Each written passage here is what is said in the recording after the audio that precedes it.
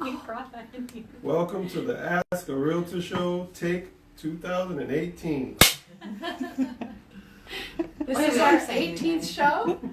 I would like to welcome everyone and introduce you to our newest agent, Sean Rivera. Hello, how are you? Although he looks like a movie star, he is not. No, no. This is his first live show with us.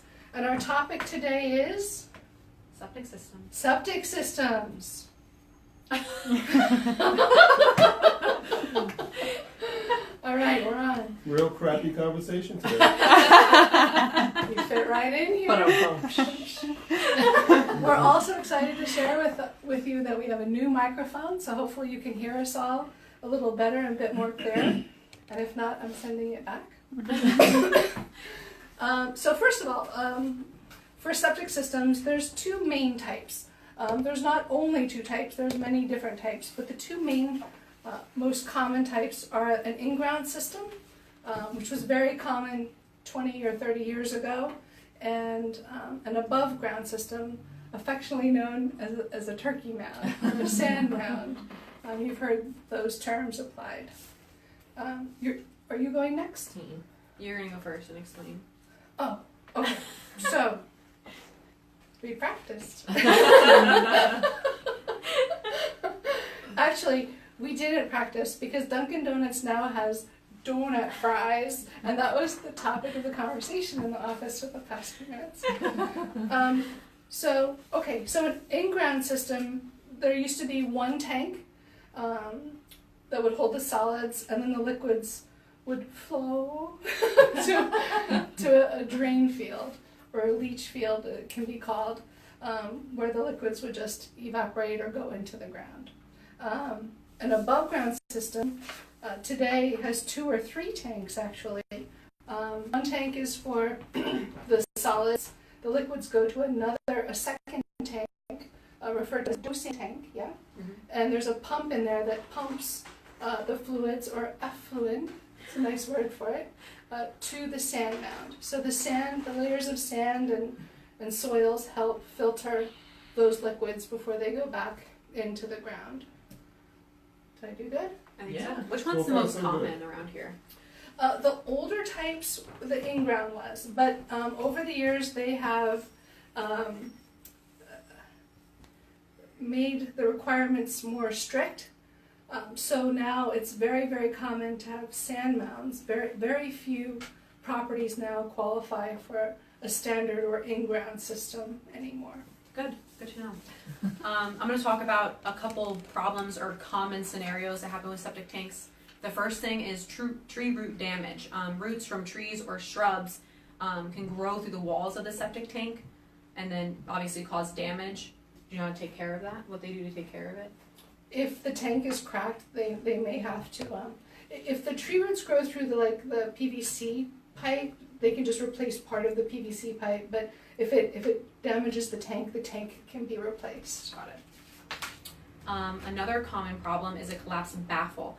A baffle is a barrier within the tank that stops the solids from going into the drain field or the sand mound. So if the baffle's broken, then your solids are going to go into the drain field or the sand mound, which is a problem. You did that well. By the way, we did ask a few septic companies if they wanted to be a guest today, and the common response was, "We're working at 5 o'clock." So we're doing this ourselves, but we want to preface it by saying we're not experts. Always consult the expert. This is just for a little realtor viewpoint of what we run into and some like an overview. Another common problem is just a lack of maintenance. Septic tanks should be emptied regularly, like 2 to 3 years max. So as long as you're emptying them and getting them pumped regularly, then you shouldn't have an issue with that. And if you don't like the idea of doing it every 2 or 3 years, Christina, do you want to tell them what can happen if they don't clean their septic system after a long time? I shall. Right now, or you want her to finish first? Well, right now we want to scare them because she just said about the 2 to 3 years thing. Well, it takes years off the life of the system. That's the main thing. If you're not cleaning it out very much, which we'll talk about in a few minutes on how long each. Tell them the yucky part. That overflow.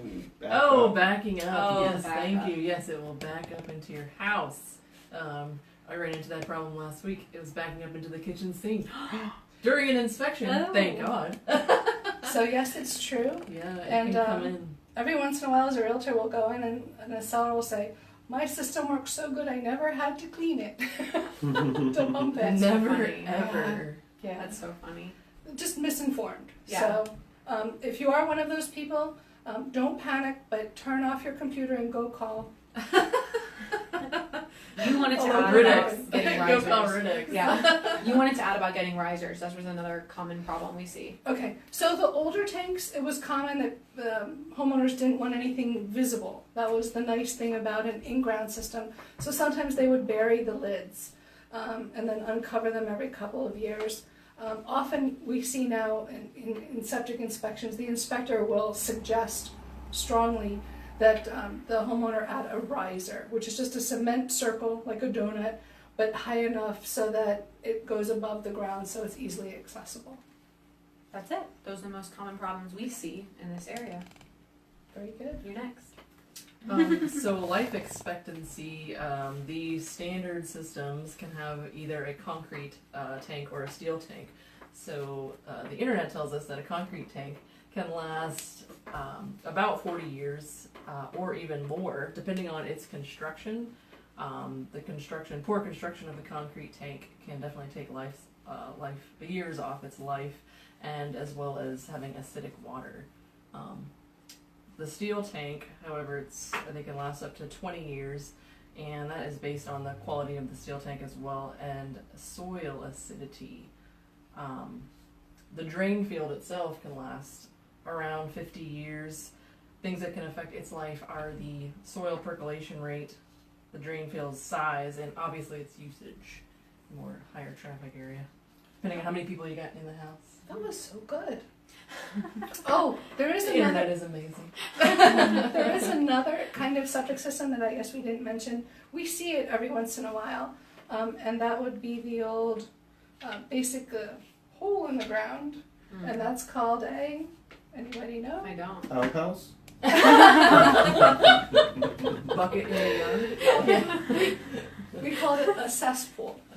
So sometimes you'll see houses around.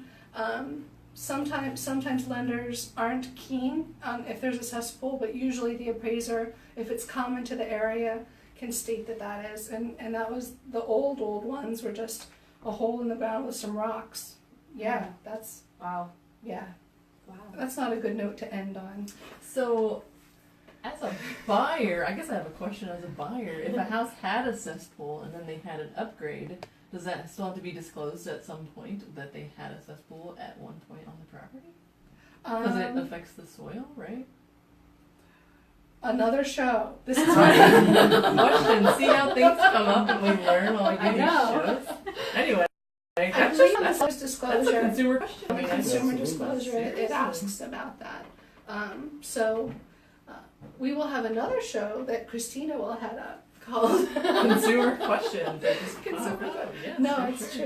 true. But on that note, it's a process. If you're a buyer, that's why you always want to have a home inspection. And if there's a septic system, I'd probably say 100% of agents will suggest to the buyer to have that tested, because septic system can be one of the most costly repairs. A septic system in our area, now in 2018, runs about $20,000. Yeah. And we can talk about that. Sometimes if you have an old in-ground system and it fails, it's come to the end of its lifespan and it's not working anymore. Every township and borough has something called an SEO, Sewage Enforcement The Officer. poop gun. I've not heard that term. I was wondering if she's gonna bust that out.